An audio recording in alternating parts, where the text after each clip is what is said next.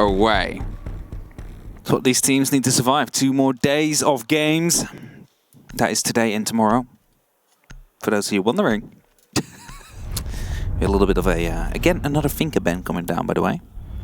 Surprise, surprise. It's not like that has been banned 2 times before by Elevate in this matchup here. And if only we would see a Maverick ban from Rogue to come through. I just have a feeling. You got a feeling? I got a feeling it will be a Maverick ban. Just, I don't know what it is. There it is. And I'm right as well. I don't know how I do it.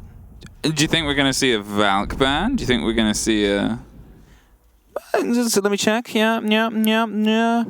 Could be Mirror as well, possibly. Maybe not by Rogue, but I don't know. It could be both. Could be Mirror, could be Valkyrie. Maybe Kate even.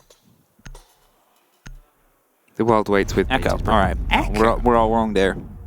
Okay, the removal there of Echo. Rogue have decided to take that out of the wheelhouse of Elevate. Yep. It can be uncomfortable in some of these pushes. It can be sort of a little bit awkward in terms of Oregon and how it's played by these 2 teams throughout the tournament. Rogue have played it more. It has been an option as the 3rd map for both these teams, but Rogue, they played it against Liquid on one of their opening days, lost it 4-7, and then played it against Cyclops, and then won it 7-4. We have only seen it once. Oh, no, twice, actually. Sorry. Twice against TSM, and it was an 8-7 win for Elevate, and then versus Sonics, a 4-7 loss. So they've both had a hit and a miss on Oregon. Well, it will be the battleground. The all-deciding factor to see who will push on in the lower bracket and who will be sent home at the end of the day. And even if one of these teams wins, right, they're not even guaranteed to live till tomorrow because there's still going to be a match after FaZe after. They still have somebody else they have to play later. Yeah, FaZe. It's also a very difficult match, I think that will be. It's not easy. It's not going to be easy. But then again, we have the best 20 teams in the world here. Now there's only 12 left. No, 14 left, right? Well, if you want to be the best, you got to beat the rest. And that's always the grand scheme. At the end of the day, if you're going to be the team that lifts the hammer, it shouldn't matter who you face because you have to beat them all pretty much. You're allowed technically 1 loss if you're going across the upper bracket, but even then, you might find them in the grand final. You might find them again in the grand final. You might be able to take them out, and you might be able to get that little bit of a revenge story. Everyone loves a good revenge story. They do come in quite well, yeah. Underdog stories and revenge stories. That is very often.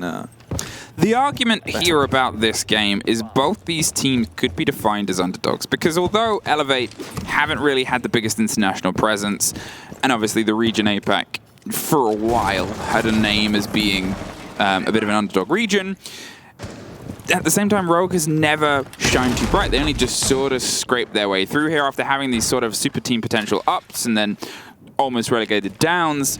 They sort of found themselves at SI, I think even in their own words, Liam was sort of like, well, this is better than our expectations, but we're going to make sure that we can get behind it. We're going to make sure that we can land this and just see how far we can get, really, and they're sort of getting further and further. That's what I want to achieve, and I mean, many of us would have thought that Damwon Kia could be one of those teams of APAC that reaches the finals eventually. And look at this, by the way, they see the Electroclaw, but they don't want to quite shoot it yet with the Twitch drone, because they want to go quick here. They want to go in a quick pace. And as Aces is standing by, it looks like the gadgets cannot be used. Oh, that is going to be very unfortunate. And that means they need to find a way around it. So those Electroclaws will be staying up. Elevate is going to be aware of that as well. They might think it's a bit of a bait, but I doubt it. And with that, suddenly there's a lot more safety in the hands of Elevate. Those hatches will stay closed for a little bit longer, and that means they need to rely on these rushes now. Prisma, or now I call it Prisma, Gemini Replicator gets spotted, it's okay. And they now know someone is in sight there as well as Prano gets, I believe that is a bang through the floor. And that's the opening on the side of Rogue. Yeah, and that's obviously a bit of a blow here, but they've been able to at least pull Sapper out and see if they can keep the continual pressure on this round itself. They're going to see if they can try and make the most of an unfortunate moment here, and I'll keep playing till the whistle.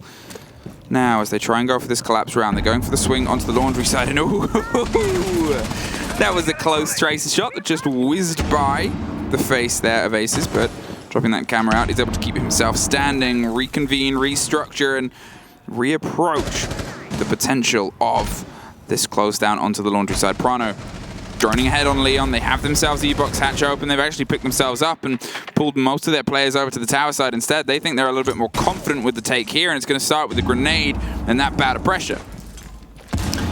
Grenade's coming around the corner here, trying to take care of some utility, hoping to find some players as well. Crying doing the exact same, but that one will go deep. Now in hallway, actually doesn't explode. Might have been an ADS that got it there, and there's only no drones left on the side of Rogue. They need to push completely without information in these last 20 seconds, and then the gear picks up one, picks up two, goes big, does he know about the third? No, but it does some damage. Prano will live. Rips gets a kill as well. It's a 2-on-3 situation, a man advantage here. As Nay goes down, it's Nerix that gets dropped, and it's Rogue that, even though they couldn't shoot with the Twitch drone, is going to be able to still take the round in the end there. I like how you can... I don't know if they hear that on the stream or if it's just us. I think I'm hearing Jess. No, I think that was a little bit of Leon. Oh, was it? Okay. I cannot believe you just got Leon and Jess. No, but I heard like the quick talking, like she does a higher talk pitch. Quickly. Bit of higher pitch. I don't know. It's like maybe. I'm pretty confident that was Leon. I mean, I already thought it's weird I was hearing Jess. Maybe they left the mic on. I don't know. Either way. Hey. 1-0. Rogue, they pull the trigger after they got a bit of inconvenience with their push. And as a result, they now find themselves with that 1 round up. 6 to go to find themselves in that position where they will be proceeding through the lower bracket. That's it. Off to a start, off to a lead in and a bleed up to the top of Dorms. And this is where Elevate can try and stem the flow, because as we sort of said coming out of Club, the momentum has massively shifted into the favor of Rogue. It's that problem that Elevate have sometimes suffered, is when they get on the sort of back foot, things slip away from them. You look at obviously the times that they've played stretches of 3 maps. BDS, they won Club 7-2, and then they lost Cafe and lost Chalet afterwards. Sonics, they won Villa 7-3, and then they lost Club, and they lost Oregon. And it's that moment where that statistic of, as soon as that momentum shifts, they sometimes struggle to get back in, becomes this problem. And it could be multifaceted. It could be they get, you know, questions of their own games or into their own heads. It could be that Rogue just have that cleaner guessing game now on Elevate's game. They have those sort of prepped notes hitting the book, and they feel more confident to go for the swings that otherwise, as we said, against Elevate's uncomfortable play style, you have to get a little bit uncomfortable too. That's it. You have to force yourself out of that comfort zone to ensure that you have these openings, and well, sometimes you just have to pull that trigger. Sometimes you just have to go for a quick play after it doesn't really seem to be working out well.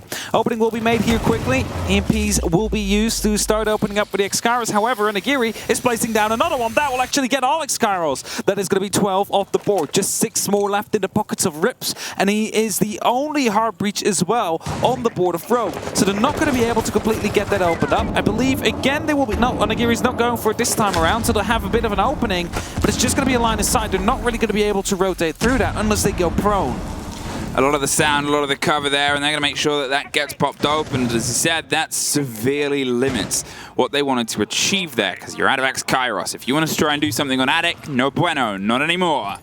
Leon, he's looking and holding on for the long angle, but at this point, they've pulled themselves away, and Cryan actually locks in DCH, gets rid of that loose player from the big double window and pulls himself a little bit higher up. They could try and roll some grenades down to that back line, but with Onigiri moving himself over to the opposite window, he's playing with the M870. It's not going to be the cleanest shoot round. There he is. Oh, there he goes. He goes. Well, I guess that's how you make it work. Throw yourself out a window, pick up a kill, and try and drive to the next fight. You're just shy, and, well, the breach isn't big enough for anybody to get through outside of a crawl. Oh, no. So Onigiri stepped himself stacked up and ready on trophy. There's the rappel. He hears it, and he's just moving everywhere. Onigiri, the absolute mad lad there, the flying thigh, just coming through with that shotgun, jumps out the window, able to pick up one, and now on that pistol again, it's separate. It takes a lot of damage, but deals a lot to Leon as well. Playing with that shotgun, gas canister will be used as well, just to force him back a little bit, buy himself some time. And Esperano takes a lot of damage here. It's actually another injury that comes through, and Nerix is looking to find a way to secure him, but he also knows he might be pushed from the back here. Swings around that corner, but Leon picks him up, and that's an effective 3-on-3, but Esperano gets picked up yet once again. It is going to be that 4-on-3 with a man advantage, but only 20 seconds and the big window being gassed off. That's it. It stops anybody getting in close. Prano's massively damaged, and he's going to try and go up white stairs. We've seen it before, and it isn't quite as successful, but Leon's got a lot left to do. Sapper and the constant moving on Aguirre, who's in once again a new position with that M870. He's going a little bit wide with it, and he's able to get it. There's another Sap! Soon there it is. And yes, the 6 picks. The swap out, I'll say 1 on the left. Prano picked up the Yossa, and you can go back into yours on the right. Yeah, and Aguirre was looking to lock in the Legion, but I had a feeling that it doesn't quite suit their setup. So the Aruni will be coming out. And that is the MK14 in hand again. And Aguirre with that MK14 is an absolute monster to deal with. And let's see if this time around he's going to have that same impact. Of course, those serial laser gates are the main reason why you bring it. It is a way to lock off a door to some extent. You can still have gunfights through it, but if you walk through the serial laser gate, you'll take about 40 damage as well. So you kind of need to get a throwable through. And then it's burned out for 30 seconds and needs to be reactivated with a bullet to the scanner. So it works sort of as a Jaeger to some extent, but also against bodies that walk through. Prano utilizes those shields, but there was a cool content piece about what she can offer teams on their approaches. Yep. And we've seen some development of her, we've seen some play of her, but it's the first major tournament where she's able to have a run as Ossa, and it's also kind of the first proper time that she's been able to have a run. It's not like it's been throughout a league split already, and they've had chances to run her and setups on leagues to really truly test it against their, you know, the APAC region or the NA region or the EU region as its own sort of entity, and obviously Latin America. I remember all 4 regions. I have the pin badges. But it's that sort of thing where, you know, she's not massively confident in a lot of teams' lineups yet. No, not for sure. And it works better on some than others, especially if it's, for example, Bank, where you want to get a cheeky plant off. It might also work here. If you get elbow control, just put up one of them, or even at this default corner that Rips is currently watching, you might be able to set up a shield, provide yourself with some extra cover, and go for a plant later on. Flank drones are being held. Rogue wants to make sure that no one on the side of Elevate suddenly sneaks up and deals a lot of damage to them, and Escrine is playing right behind the Ossa shield here. Throws out a grenade, instantly gets responded to by a smoke canister. It's Prado. This is a very smart use on these back stairs here. Suddenly it's no longer really possible to play around this wall that has been opened up. It's a direct cut into the site. And there's nothing they can really do against it. There is no grenades, impact grenades, on the defensive team, so they have to use a C4 if they want to get rid of it, but it doesn't stop Onigiri from still getting the opening kill, who's just trying to still challenge the shield. I was going to say, it's a very good combo use, but losing Blue there and losing that combination, they've actually been forced a little bit further back because it wasn't just being able to swing that corner and drop the shield, but it came at the same time. Pressure came on E-Box Hash to force that player out of pillars. The drop comes, and the shotgun doesn't quite get locked in. Rips takes a lot of damage, but a lot isn't all of it. They're able to lock off Elbow, and that's going to give them some clarity. Rips does a little bit more damage, but it's the swing round of Leon onto Freezer, puts them into the 4 versus 2. Onigiri is able to at least battle one back, down the long shot, but can't quite get the connection. Crying gets it off, and DCH hops up. Hot pings and a bit of cover and support there. Here's the plant, sees the one player, can't get to the second in time. And Rogue get their second. Back and forth we go. Back and forth we go indeed, and after he almost managed to sneak through, get the planter, it could have been a completely different round, but you gotta remember as well, even if he did, it is a soft wall right next to him, so if he would have snuck in, stopped that planter, chances are that he would have still been wall banged by, I believe it was Prano out there in the end, not quite sure. Either way, it is Rogue that picks up their second round. The Monty is being brought out together with the Ossa. Is in a unique combination, and it will be 6 picked away. I was really going to say, it's a lot of shields. I didn't think it was going to go through in the end either way. But as the Thatcher is coming out, and the Valkyrie as well on the side of Elevate, probably want to make sure that they can open up at least here onto the kitchen or the backstage wall, which is more likely. Yeah, not obviously wanting to try laundry again. They've lost it twice now. They don't feel confident in the hold here against it. Whatever happens on meeting, Dorms will reopen next, where they're able to get a win, but it was from a lot of shotgun heroics from an M870 that decided it wanted to be in every single window and approach as possible. Here, I'm curious to see just how they try and keep some lock in, because you're thinking about where those Oster shields will be played. You're thinking about potentially holding off kitchen rotate, maybe one on stage as well. As soon as you get one set up into that angle, things get really awkward, and you can try and get rid of it with a C4. They don't have any impacts. They don't have anything else like that. You can smoke against it to break it, but otherwise, it's out of arm's reach. I think that's it as well, and I think it's especially the green door that will be troublesome here as well. You can lock them in, of course, but you can also attach them right next to it. Something that could be used as well is just a quick knife, so you don't see if someone is right behind it. So you kind of have to guess. Like, you can use the C4, but you're not quite sure if you get the player that's planting as well, because he might not be there in that case. Kind of works the same as this kind of a shield in that matter. You can look through on this side. That wouldn't be the case in a shattered also shield. But as an attacker, you almost never know if there's someone behind it, but you always will treat it like someone is. Onigiri on a bit of the fast stretch there as Aces tries to cut in close onto Attic and see if there's a loose player. Rips is there for some support. The pre-fires come across the top and they are setting themselves up for a stage take. What you'll often see from teams on a take onto this site is it's quite one-sided. Although, for example, onto Laundry or Dorms, you have to sort of pull it and pinch at it from multiple different locations. Here, you've just sort of got to try and clear one site. You've got to either go for Kitchen and do all the work above in Dorms, or you've got to go here. Get Attic and still some of Dorms for the support, but nowhere near as much body presence. It's a matter of stage. It's a matter of that backline, getting rid of that shield on the swing so they can't just sort of cut you off there and clearing out the angles. Leon's going for a big rotate off to the opposite side, and just to draw some focus, there is that Oster that we said is probably going to be there, just to give you that width on anyone that tries to swing in. Now, Sapper has a unique position here. The hatch for now is still closed, but he's looking to take a very first fight with the SMG. He, after that, still has the opportunity to open up the hatch and drop down and use the nitro cell he has available to stop a plant from happening. So he really has multiple ways to deal with it here, but he wants to stay up as long as he can as he actually gets taken out. Rips gets the very first kill. Everything I just said, completely down the drain. And then Onigiri managed to sneak in right in the corner here on green, and there seems to be no drone. He's having some good trigger discipline here, finds one, fights two! And then the diffuser dropped on Onigiri. Nice important kills. How he got there, he C4'd the shield we said was a big watch, and now suddenly Rogue has to try and bite back. He just saw more and more territory, had the control on the first player until the second he thought he got seen. And now it's going to see if they can try and bring some of this back. They've obviously lost those shields. That hard destruction is gone off the board as well. Got to make do with the breaches. That, to be fair, I think, based on a rough count, that was the sets either way. But still, that hatch will remain solid. And that makes things a little bit more awkward because you won't have that later safety. And that's why we're seeing a big pickup here. They think they might be able to try and drive another body out. They think they might be able to get another catch here, and it's Aces on one, and Eric's is the second. Aces drives deep, but you still got to stick the plant.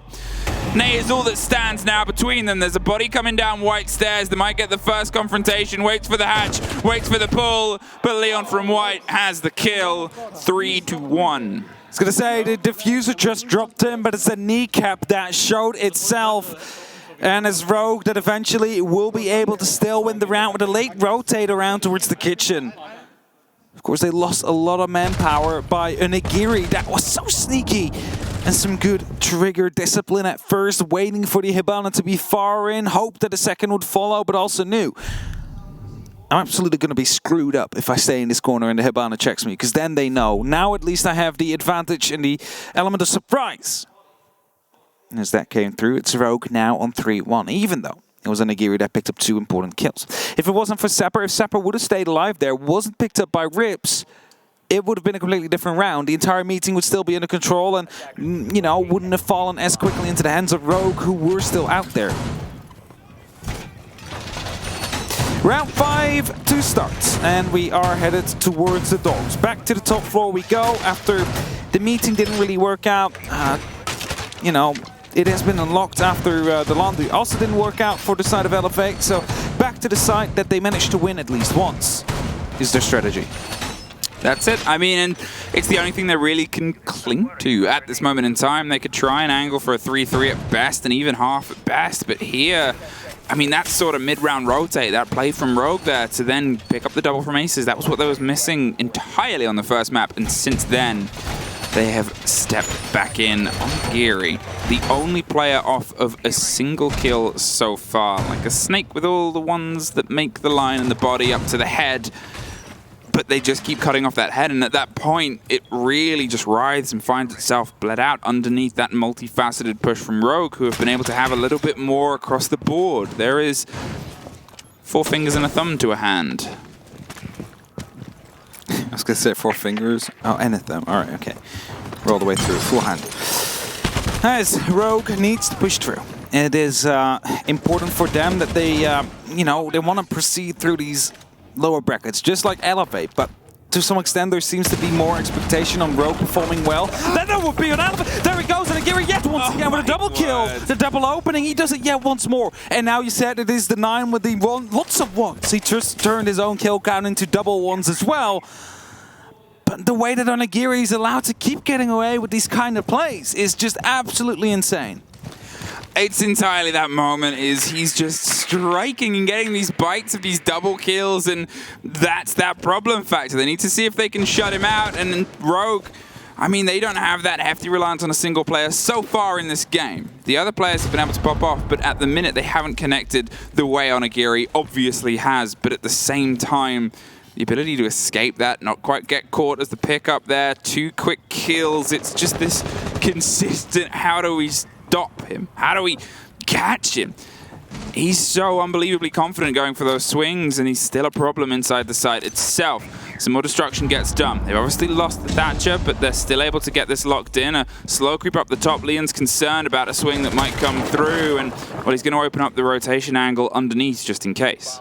For a second, Onigiri actually wanted to walk right through the rotate here, and they have that that black eye to look to see whether or not it is going to be safe. And as I say that, it's actually Onigiri that retakes the walk-in closet with Leon now in the attic, who's taking some fire very soon. Onigiri with a triple. Finds one more. He's still on for the ace here, potentially. Drops the diffuser and has that under control. But instead of trying to hold it, he rotates all the way back, and he's playing around that big window right now, taking a fight up to grind. Takes a lot of damage, but manages to survive. His snake jumps right after them. Elevate is absolutely on fire in this round. They brought the aggression. They get a flawless round, and Onigiri finds 3.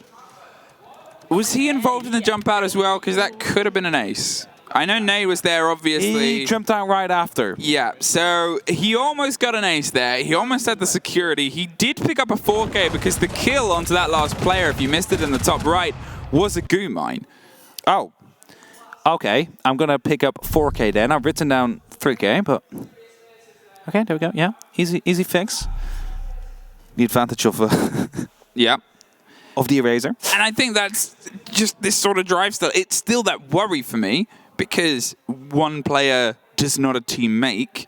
But at the same time, the performance and the confidence, Ney getting involved, Ney jumping out and throwing himself in there. It's finally a player of Elevate who's found a second kill. But Onigiri's 13-4. And that is such a big weight, and it's an attention that Rogue know they have to pay focus to. Elevate could still bring themselves an even half right now.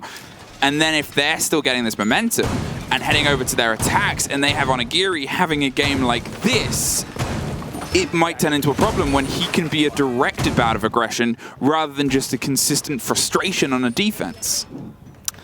To some extent, though, it probably works better on the defense if you manage to dance around it like that. On the attack, you know, you're going to walk into a wall at some point.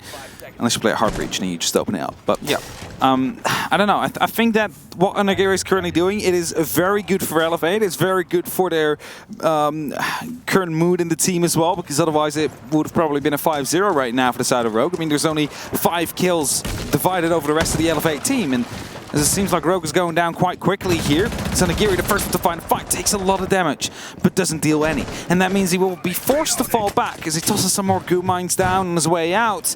He now needs to play passive for the rest of the round, and that is going to be trouble. There is no Thunderbird to heal him back up, and that means that this is already a very big win for Rogue. That's it. I think they had the read that he was around that area and said, we need to fight him when there's no one else close. Because even if we lose a body, we have the trade. We have that big pop-off player gone from the board, and he's injured. He'll have to limp back. He cannot be as sort of, I'm not going to say careless, but carefree that he was on the previous rounds. And that might be that blow of caution. The Clash is obviously, it's worth mentioning, on the board for the first time now. They're going to see if that can try and offer them, I guess, something as a bit of a blockade, something that they can kind of hold a member of Rogue at arm's length and maybe give somebody who wants to swing out a little bit more safety, because so far Rogue have been very confident on their takes and their swings onto sight, and just one more slow could be the difference. Bit of slowing also coming down from the goo mines, of course. So Elevate wanting to waste some time up on this top floor.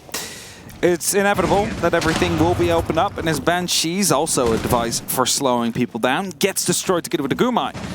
It is Rogue that is preparing the laundry side just a little bit. In the meantime, the Freezer is also being chipped out away from, slowly trying to take some control, but there's also some shots being fired back by the side of Elevate, forcing them or stopping them in their tracks, making sure that Rogue is not quite able to progress as freely as they would. And as Brana now takes a small amount of damage from Onigiri, who's still swinging out this hallway, they're forced to stand still for a second. They need to wait. They need to try and get everything together. And as a grenade might shortly follow right after that EMP, there's an Onigiri that goes aggressive into the Freezer right now. That's what I said. That Clash is going to act as a little bit of a stretch there. It's going to be all the focus that might get paid towards the shield. The pressure's coming in on Laundry as well. They want to go for the hatch. They want to go for the drop, and that grenade just catches on Onigiri. He saw the red flicker into life as he turned the corner to drop that goo mine, and Sapper's going to have to retake the mantle. All of Rogue's bodies are on for a take from this Laundry side, and Eric's is doing everything he can just to stop them getting a clean entrance, but a wide swing here is going to show the face of potentially a player on the bottom of the stairs. 20 seconds,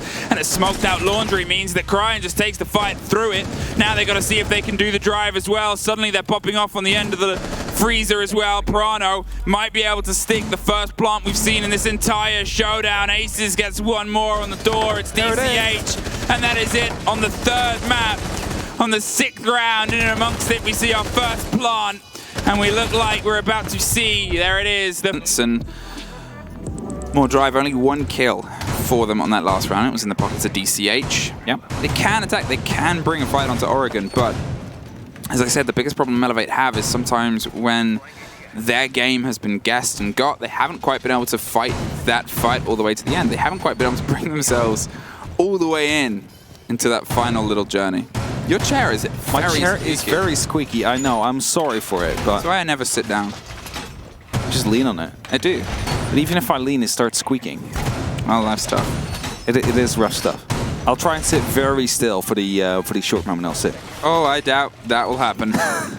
I'll try. An extension down. They're making sure that they have some control underneath, and you got to sort of keep a bit of a lock here onto Kitchen if they're just going to try and fight their way in with, obviously we've seen a lot of buck play, we've seen a lot of reverse grenades, and it just becomes really dangerous territory. And if you can keep it into your pocket as well, this is all soft. Sure, it's not just as easy as running around underneath. There's a couple of corners that you got to turn your way around, but C4 in the right place, and suddenly you've stopped a handful of plants. Quick into Armory. Pretty quick indeed.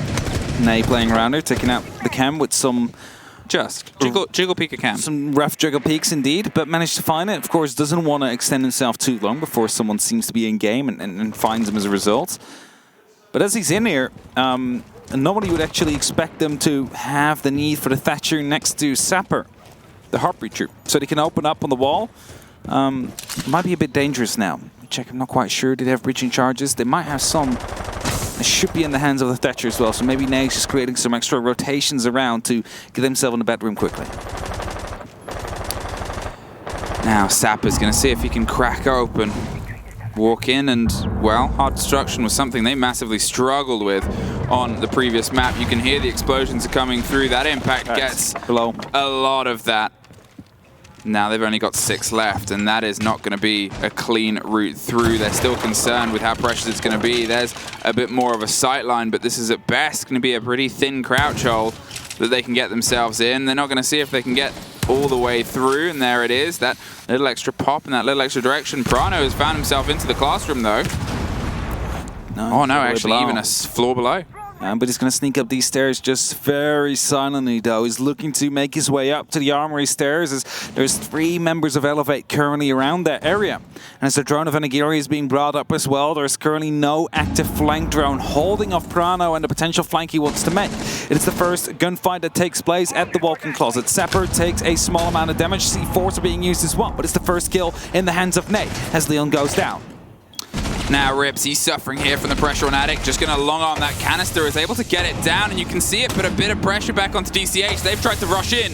Onigiri is still looking to carry that momentum from before, but without vertical, it comes up the top of White, and Prana on the back of Trophy gets a drop down. Sapper's going to see if he can stick it in the meantime. From below. And there's the C4, as I said before, it's the story that tells itself time and time again. You do not have verticality, then you probably do not have the safety to stick a 7-second plant down, because you can get that coordination back together. Onigiri, 20 seconds, goes for the pickup, and the fight on White goes against them. Onigiri's likely to just see if he can reconvene here.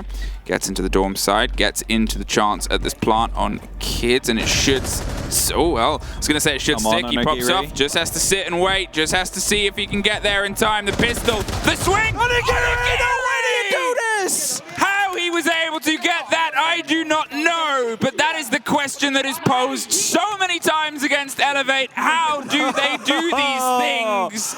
I do not know. It's honestly just Rogue versus Onigiri at this given moment. I'm not quite sure, but how many kills is he on right now? Is that 17? If it's not, it's close too. This must be so frustrating to play against, because Crying had a 3K, he stopped that rush almost all on his lonesome here.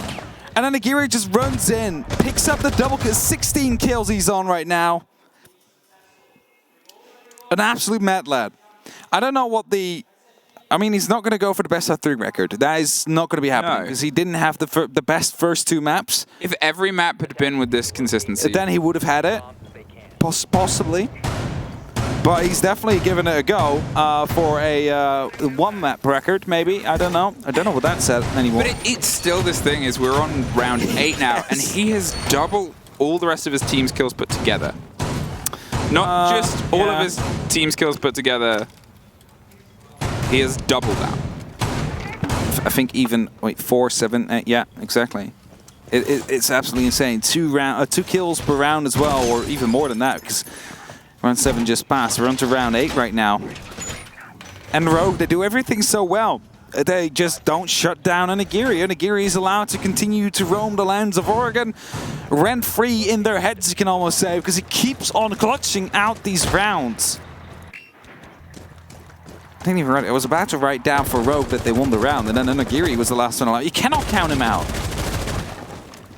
And I think that's it, and that's that irritating problem, I guess, for Rogue, but also for Onigiri is, you know, if you had one more player suddenly popping off, then those other rounds where he's been able to get a 2K, it could have been a different story if someone else was able to cement a kill from it. The kills that they've been able to pick up, it's picking up over the past couple of rounds, but you need just a little bit more to work with. And here, they're going to see if they can bring themselves level. They know that it was a clutch that got that round, and they know that, to be fair, they got themselves in to try and stick the diffuser without the control, as pointed out by a C4, more poignantly than anything we can say. Well, it was never going to really stick without that safety underneath, regardless of the drive that happened around White. Here, there's still a full stretch. Rogue, they've got themselves deep underneath, they've got themselves on the mid-tier and on the site itself. It's 3 stories of hold on dorms. It is 3 stories that they need to work through. As Leon Gids is looking to take the first fight, he falls off. Not going to stay too long. Bit more timing, bit more waiting, and he could have picked up that very first kill. But instead, he's going for a secondary angle. He's just putting out some bullets down range. Knows that there could be players down around the 90 area. As it is actually Crying playing around that position. He's debating whether or not he should go for a bit of a swing. But as soon as they do, everybody's long gone. Well, that's a better run of that utility this time, because there's not an impact to trick it. There's still obviously a gate to get through on the far side, but with Nerix going for the stretch of the Heartbreak gadgets, they're also going to get attic control, a much better use of utility than we've seen from them in, well, to be fair, a while, because Club was such a disconnect. If you missed it, they actually pretty much team killed with an exothermic. Here, they're concerned about the rotation. Concerned a little bit indeed. Elevate is starting to get close. Prano up on a flank from below. The question is there a flank drone being watched? It doesn't seem to be the case. Leon below as well is watching the jump in, so there is no safe way through here. Rogue have a perfect opportunity to strike and shut down his Elevate push that's coming in from the attic, but as Leon falls back, Isnada gets the entry onto Aces. Isnada actually really deep inside the attic already. Onigiri gets one more. Prano suddenly with a big double kill blocks it off, and they've got to try and rotate back round. Prano, there it is. That's how he got it. He popped his way back up on the flank and was able to take care, and that's isolated. That single player there on that other side of that short wall. He knows if he overstretches, he's probably going to get got, so instead he's trying to find the first fight. The second is a take onto Prano, doesn't fully connect, down to a pistol. Concern about the swing peek from the far side, just deep dives, and Sapper needs to find a moment to stick it, but it's stuck to him. The swing round, the droppy utility, Onigiri with one, but the other two are too far out. They learned a lesson, and that's not to give him any options. 5-3, Rogue keep it going. The time was being wasted there, well played by them, but just... Again, the guns, Onigiri just walks in, gets two ADSs, gets a Banshee, flicks around 180 and instantly takes out the head. It's just insane how good he currently is here on this map of Oregon. And now 5-3, Rogue 2 rounds away from proceeding through the upper bracket. And Onigiri's trying his best, but Elevate, they're starting to slip just slightly here. Laundry and Supply. 2 rounds separate Rogue from moving forward. They are close and they're in good spirits about it, and they know the distance they need to pay. This was obviously a bit of a back and forth before, and, well, not really for Rogue, to be honest. They've actually had a really good staple of it in this showdown, although it's not always been entirely successful in the other times they've played Oregon throughout this tournament versus Elevate so far across attack. It was flawless. It was entirely in their favor with a couple of different flavors of takes. 2 more rounds, Rogue is all you need, and Elevate, whilst they're trying their best to hang on, still... Onigiri keeps on doubling the frag count that is in the boards. He keeps on getting 2 kills per round at least. And that's the big worry for Rogue. If he does that before you find any pressure on the rest of Elevate, if those 2 kills he makes are the opening kills of the round, Elevate are going to be living on the back of that. If you do manage to shut them down mostly before Onigiri has his impact, then you can still deal with it. He's still double, perfectly double. He still is. After we pointed out last round, he's made sure he keeps pace. At some point it's going to run out though, because if his teammates both get 1 kill, you know, like 2 of them get a kill and then he gets 2, you still need that next one, right? Yeah. So at some point it's going to run out. You would assume if Elevate is going to win a round here. Because the hatch is being watched. They have some good clue, but Aces. A little bit sharper there, a little bit quicker on that trigger. It's going to get the entry for Rogue. And that is obviously a big blow there. Obviously, it's a power position, and it's a position that you often usually clear. Onigiri is going to see if he can find the fight himself. Suffers a bit on the side and just pre-fires with that big LMG. The impact's come down, but he doesn't really have anywhere else to go. They think they might try and slink their way through. And with the lockdown now on a long corridor towards the back of the site itself, their hope is that Thatcher. Somebody doesn't expect it. Nerix, well, he's just hoping that somebody goes for the swing. They don't need to overextend, and there's a bit of a call as we know you're there and we're not going to give you anything, so they need the pressure to come through from the other side of blue. They need to force a play here. Aces suffers a little bit of the pressure from the gadgetry, but he's not overextending. He's keeping an eye that he can and waiting for anything to come from Elevate. Yeah, the elbow will be opened up. They open up high above where the Mew Jammer doesn't reach. Got a grenade through as well to get rid of that Jammer. And now they have an opening to work with here.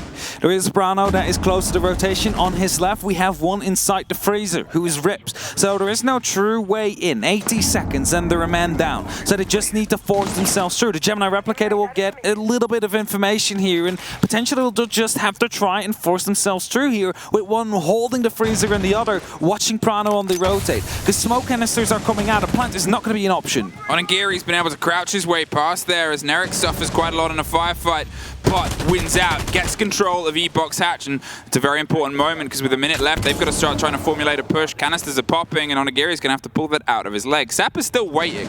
Whether he has the full idea of a rotation possibility here as everything starts to get popped round, there's the call. Rips finally goes for a little bit of a swing. The second he pulls himself off, another canister popped.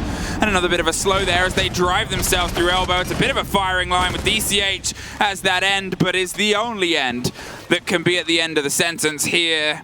There's a player above the hatch. There's a cold diffuser, pretty isolated and pretty cut off inside the site itself. They'll have the call entirely on where that kit is, and there's no real way to get there without any sense of being unseen. The first is found on the back opposite corner. The second is off to Laundry. They've put themselves just tucked in on the corner in the big machine round, which used to be the default plant spot. Now, obviously, since long removed, pre-fired an angle. But again, this is a lesson Rogue learned.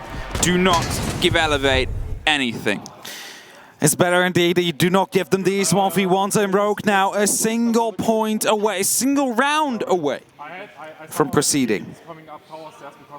And as Grind is quickly explaining what was going on in that round, how he won it as well. They have 3 opportunities, and they'll try and do it first here on the kitchen. And that will be a crucial one, of course. It is that tertiary site, but with that, that means that after this, everything starts opening up again, just slightly, round by round. So in these next 3 rounds, they can play 3 different sites to try and lock it off. That is what will help them. Whereas Elevate, it is going to be that big worry. Even if they pick up Kitchen, they'll still need to pick up Dorms right after, and then they need to pick up Laundry. I got a story. And what's the story? It may have a little bit of a spoilers in it. So cover your ears if you don't want to know what's going on in the A stream. So, although the first map went into Na'Vi's favor, whereas Rogue failed here, since EU have had swapped successes. Rogue doing well here and about to close it out. On the other stream, DZ on the 3rd map are up 6-2. Oh, so we might see both UK teams be eliminated here today. And with that, 2 European teams as well. Yeah, EU, I mean, they can't always succeed. At least apparently Empire up top. That helps. Empire Rogue will proceed maybe if they win any of these next 3. So we still have Copium to deal with, or Hopium. But yeah, 6-3. Rogue. 1 more round, all you need. And Onigiri shut down in that last round, but he's back on his MK14. He's back here onto that Dokkaebi. And it's a gun that he holds very dear. It's a gun that he was able to upset many teams with in the groups. Squire is out here in that small tower, playing right behind the metal railings. Of course, Leon Gids is quite close as well. He's playing on a shield a little bit further down, so even if they pick up 1, there might still be a second. Brains are being tossed in. It's a Nitro that will be tossed back out, and we've seen Leon get a triple kill here before. This time he will find none, however. Oh, that one will. That one will. The second bit of aggression that swung out, and it's the pickup onto Nay. Nay is gone, and that is the worst bit of news that they're able to have on the lead in here. They lose their sledge. They lose those 2 grenades, and they lose really anything that could have been able to get rid of some of that utility up in that corner as a finite end rather than the burn based on that. And because of that, it's a huge pickup. It's a huge rotation because they cannot truly challenge that small tower anymore. Except for Onigiri. He's the man that stays behind and will hold the rotation to make sure that Krine and Leon are not getting back to the side. He's holding that tightly. So as soon as they start pushing in, he might be able to pick up those sticks. As Nerix finds the first aces, will be the first to drop Krine. It gets picked up on the other side as well. A challenge instantly comes in from Leon after Onigiri manages to pick up one of these roamers in the small tower. As he takes out the drone, he knows that there is still one left. Suddenly the man advantage is here for Elevate, and he has a straight, clear view into the side as he sees the head. He gets the kill as well. Onigiri onto 20 now. Continues, gives a call to the rest of his team. It's a 2-man advantage that they need to deal with now. A huge 20 bomb. Here's the call going out, but the Banshee gives a double-sided audio fight away. DCH and a bit of a scrap with Rips there, and Rips, he pulls himself back into the close corner to make sure they can't just sneak a plant. Prano is on a huge rotation all the way underneath to see if he can get somewhere else. At this point, it seems like the plant's going to go down, and well, that sort of confirms it. Onigiri with 1 more as he just keeps going. Nerix, however, was a bit of a force, and I think that's the celebration music a little bit early. Yeah, because they continue to at least stay in it for now. That's what we're celebrating here. It's 6-4. Oh, you could have let it play. I mean, it didn't have to turn it off. I kind of like the theme. It is a great theme. Either way, match point still. Rogue, 2 opportunities, and the dorms will be coming up next. As said before, it has been unlocked, and they now need to make sure they win it here. Otherwise, it is going over back towards the laundry as well, if it will be Elevate that holds onto it for now. Of course, Rogue would have the opportunity to run it back. They do. But they might not do it. And that Nitro started it all off. But then Aguirre just staying behind here. Picking up kills. He's on 21 now, I believe. Yeah, he's doing pretty well. How much further can he go? I mean, there's still 2 more rounds in regulation, and we could have a potential 3 in overtime. So let's say 5 rounds. Drops 2 per round on like average here. More than that, actually. Drops around 3 per round. So he could technically go all the way up to 35 if he continues this. Got more news. It's not good. Oh, okay, it might be good if you're an NA fan. Is it Na'Vi that has been eliminated? Is it the UK Massive that is no longer that massive? The UK Massive, less massive today. Na'Vi have fallen. Dark Zero have taken it 7-2. And I can only imagine how it's going to be in the green room. See, I'm just an EU fan. But I know there is some, not you as much, but you know, some of the talent who are very, very keen on the UK teams. Yeah, I mean, I love the UK teams, but I love. Did you shoot the camera? I love good siege. No, drop the little cardboard. Yeah, I was going to say, I hope you didn't shoot the cam accidentally there. Also, one of them is in the antenna right above. That will be providing some nice information there on There it is. One of them went a little bit too far. Missed the antenna the first throw. Yeah, you know, that happens. The big worry now is, though, that they know exactly where Nagiri is, and as Nerix gets the opening kill, it is Leon that drops suddenly. It seems like Elevate might be able to find themselves a way back in here. Well, Nerix, yeah, as I said, over the past couple of rounds, he's been a really good drive. He started to pick back up to the way that he opened the series at the very, very beginning on the first map. Nerix on that Jackal was such a problem. Onigiri is just the definition of it. He finds yet another for his tally. Cryin at least stops the bleeding from the opposite side. Brino stacked up on the white. They have a good idea of where the push is coming from, and as we talked about that verticality before, if it stays away from them, well, that's not going to help. DCH catches an easy prey as Cryin went for just a bold sprint rotate all the way to the stairs, and, well, they've got some awareness. Give them at least that credit. They try and sliver their way into trophy. They find some safety there, and Rips goes for a rotate, but is caught off by, oh, you guessed it, Onigiri. Zappa's going to see if he can stick it there. The pre-fire over the top. Nay gets another. They are only 1 round away from pulling it to OT. Perfect push, I have to say. They might have lost someone there, but it was working out very well. We might see an OT coming up soon. There's 3 minutes of the action phase. And either we will see Rogue confirm themselves to go through, or it's Elevate that will push themselves to OT in their hunt to knock out the 3rd European team today out of the 5 we had in total. And that would leave only Empire left for our hopes and dreams. It's getting very grim very soon here today. I wasn't ready for... I know, it's not been a great day for EU, let's be honest. I thought they had the home ground buff, but that doesn't seem the case. No. I mean, hey, it's Sieges at the most competitive it's been for a long time. I think this has definitely been the most stacked tournament we have had. Yeah. 6-5, Rogue, and there's your timeout. There's your last moment to have a conversation about it. And here is your last moment to lock it out in regular time and not have that risk of OT and not have that risk of losing the 3 rounds to get you there, because that, as a momentum, sucks. That really pulls you out of it. And obviously, for all the times that we said Onigiri was double, at this point he would need another 7, roughly.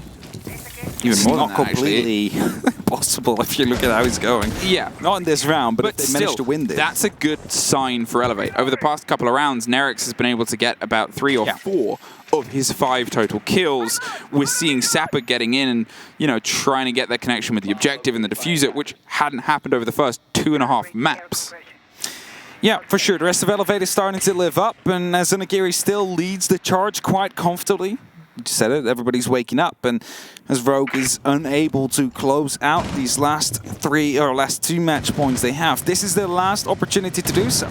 Otherwise, it will be headed towards OT, and then Elevate on the back of that momentum will be living up there. I'm quite sure of it.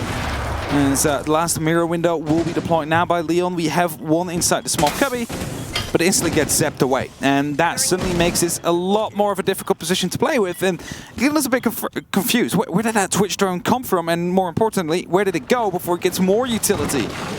Onigiri is already long hidden it. And where some people pick Twitch for the F2, Onigiri is not such man. He picks a 417 carbine. He's been loving the DMRs. He does. And how do you argue with his success rate? You can't. Like, you cannot say, oh, you should really try and play automatic rifles. You know, that's just way better when a man drops 23 kills over a single map. There's no way. Sapper, he's droning out for the chance of some control here over on the freezer and the laundry side push. They're setting themselves up with Onigiri far as that sort of anvil, the same way we said he was watching the flank and rotate before.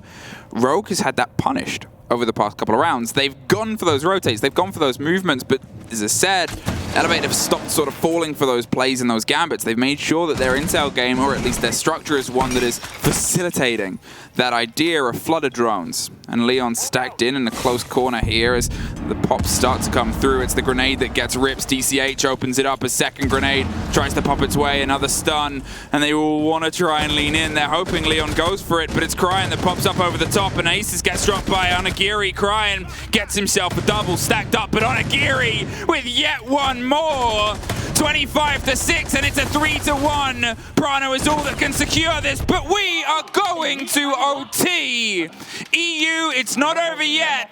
APAC is still swinging. We're still swinging indeed, and where Rogue might have thought they were in the safe ground with a 3-map or match point lead, it suddenly changes everything. Onigiri again with 2 from the back, the rest pushing in from the... I don't know what it is, but you have like the entire team pushing from one side on Elevate and Onigiri in the complete opposite side, and both pick up equal amount of kills.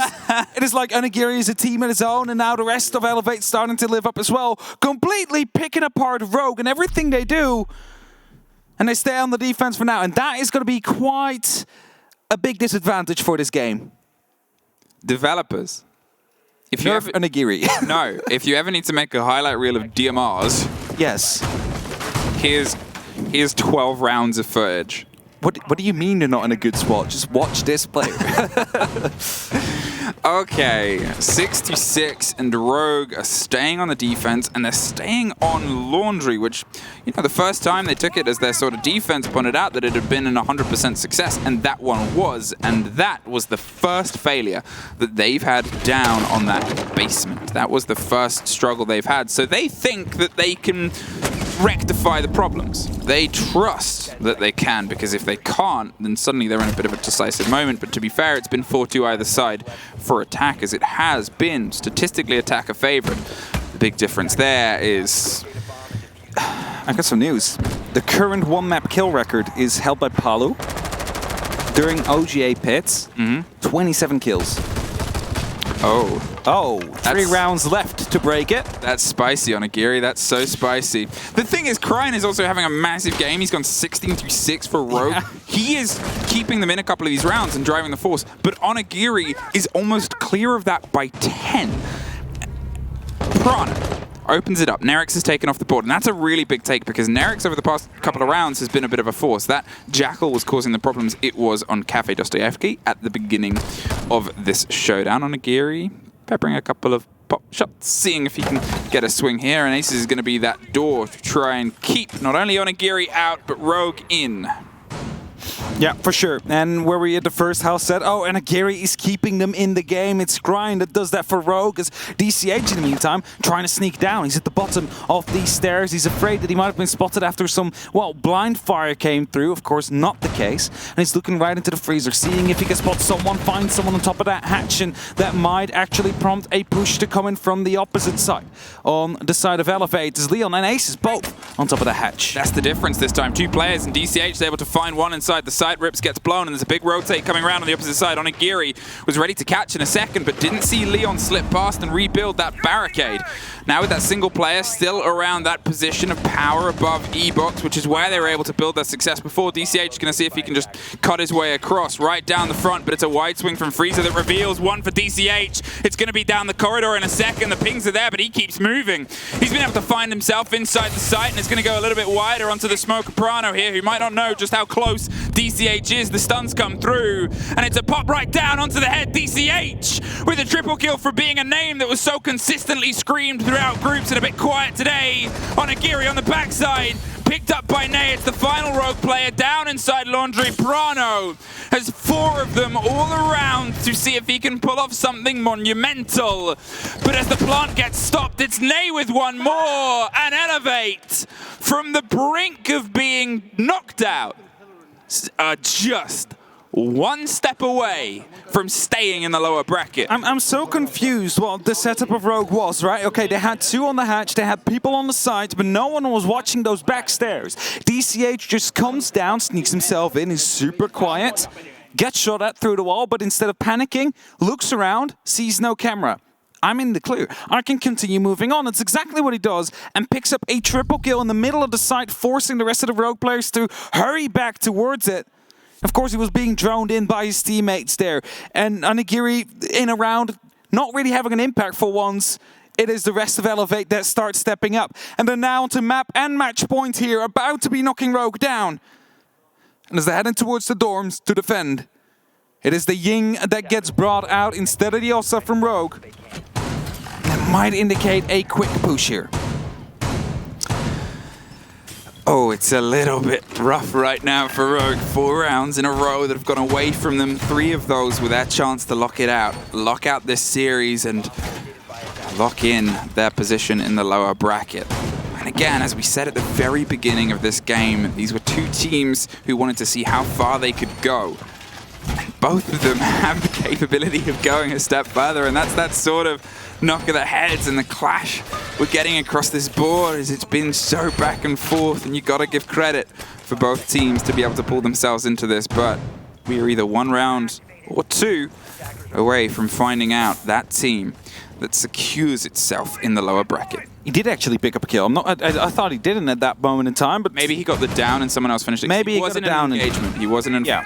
So he put himself onto 26 right now. Onigiri, 1 round away of evening the 1 map record, is going to get taken out. Leon finds him, and that's a huge loss here for the side of Elevate.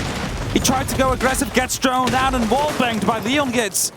And at least now he's not going to be able to even out that score. It's an entry frag and a costly one for the side of Elevate. Nay's about to get droned out as well. Sees it and slinks away with DCH, popping a couple of pellets just to make sure that nobody goes for the vague and quick swing the same way they did before. This is the pace that we've seen Rogue try to apply on their attacks towards the latter half when they realized, yeah, Onigiri, he's a problem. We need to get rid of him. And they did.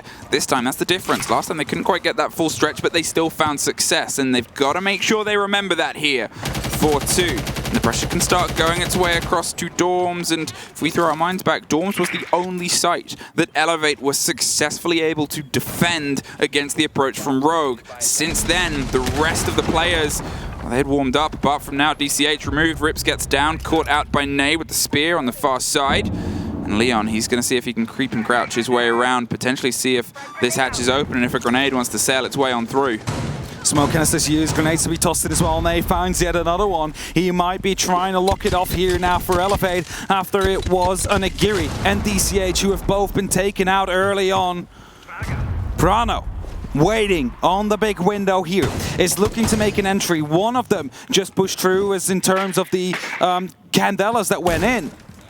And his Crying right now is looking to make his way back out. It's Rogue that is on a 3-on-3 execute. 70 seconds. They need to force themselves through. They need to find an entry. But the members of Elevate are still all over the site. Leon holding so patiently, but you need the other two players to drive in. And as Nate gets a little bit more from that salvation station, just a little bit extra in what could turn into, once again, another scrappy fight here over the top of White. No ground is made. A little bit of a statement, though, is. And over the top, they just cannot get that connection. Prano's going to see it for the first time. Rogue can try and land the diffuser for a long time. Cryin has the close angle. The shotgun doesn't quite. And Leon with a triple, but Nerix bites back in a post plant. It's a swing onto the Ying, but we are going all the way in this, the third and final map. Where they got the opening kill, where they managed to get the plant. There's one more round for either team. Whoever picks it up proceeds, whoever loses it goes home. And more importantly, well, maybe not more importantly, but a nice little side note. There's just one kill in between Onigiri and the kill record over a single map from Palu back in OJ Pit 2 years ago. Just one. Just one on Onigiri, and oh, it would be such a statement to make for APAC. To take that title and that little sliver, that little ribbon from the region that's had such a strong year. Because back then, they weren't really the region that did. And maybe out of anything, if they can get that, if they can hold that ribbon and wear it with the pride of saying, this is our record for now, that gives us a glimpse into a 2022 with APAC colors all across the board. But we are not there yet. We still sit on the 7-7. We still are indeed 7-7. And either team can still win this. Whoever gets the opening kill here will be feeling a little bit of pressure decrease, but not at all, because they should still get those last 4. And 3 minutes are about to start. The last 3 minutes of this series. And it can either be Rogue or it can either be Elevate. We have no clue. But what we do know is that Onigiri has carried them through that first half. Let them live. After the rest of Elevate started to come alive as well, and they put themselves into this map, into this series, where they can knock out Rogue right now. And as he opens up onto White, he's looking to find a first engagement, but Cryin stays put in security. He's not giving anything away, and the rest of Rogue should not either. They should stay put at this given moment, play passive, and not go for any aggressive swings. That DMR kicks with the echoing fury of a man who has refused to let this game slip away from Elevate. Onigiri, he's hopped himself up and he's going to see if he can get into section onto the big tower window, but nobody's home. As you said, Rogue, they're playing their cards and their players close to their chest. It allows Elevate to get themselves a little bit more distance without a lot more of the danger that's come through. But to be fair, those rotations were being punished before. They made sure they had the number on any of the players, and it's Nerix to once again lead in with an important kill. As a consistency he has been throughout this, the most important dying rounds for Elevate. He has once again put his name and scratched it into the top right corner. DCH going for the push and trying to get that little bit of extra clarity there inside Trophy, dropping the intel, getting themselves a little bit more coordination. They have a minute 30, but they still have a single player underneath, and they have a curiosity about that rotation. They do indeed, and again, all 4 members of Elevate will be on the eastern side, whereas it's only Onigiri that is on that big window. He will be looking to catch up rotations again if they want to go for a plant inside games. They need to be careful, though, for a potential C4 to come in from below. As the 70 seconds mark strikes, as Onigiri that gets up a little bit closer as well. He knows one is right behind that bunk bed, but he cannot quite get him. It is a tight angle that is being watched, and it's not going to be able to pick him up for now. But as Rips picks up Nay, the execute will start to follow soon. Here it is, just a minute left, and they're still trying to find a way to force this kid in. There he goes, Onigiri! He gets the equality! He needs just one more to push that break, and the brink over the side. DCH pops it, no! Equaled for the record, but there's still a more important title to take, and that is the one of survival. The diffuser's cold! Rips and Nerix in a 1 versus 1. The swing onto Attic, and it's Nerix! Elevate secure themselves from the brink. They refuse to let APAC go down. EU has had beyond a rough day, but APAC made sure it was a fight all the way till the bitter end. And the emotions on the Elevate players absolutely